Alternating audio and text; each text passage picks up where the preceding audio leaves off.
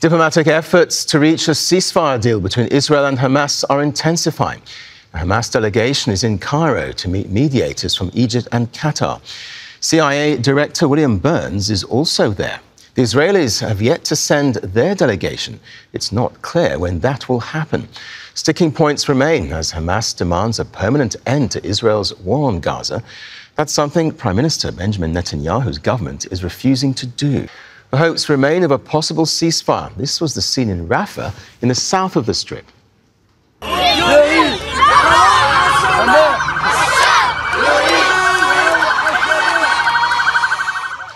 Let's cross to Hani Mahmoud now, who joins us from Rafah in southern Gaza. Hani, how hopeful are people there of a ceasefire?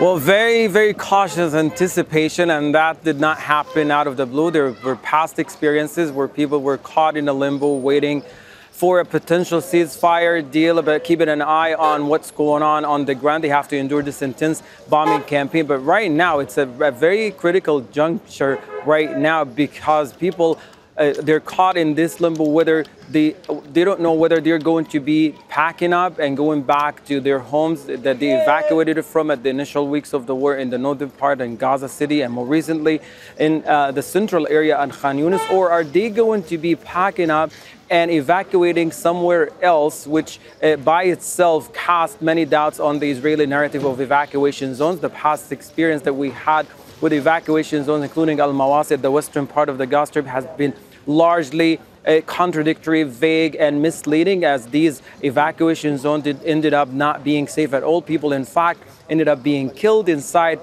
the residential homes that they took as shelters and inside the tents that they set up in the very particular area that were designated as safe area. Right now, people are looking forward to hearing something positive. There is a general consensus here that the ball right now is in Netanyahu's court, and he has to make a decision about whether he wants a deal or not. But the ongoing threat of coming to Rafah and expand the operation is likely to cause further carnage in an already traumatized, destroyed southern part of the Gaza Strip.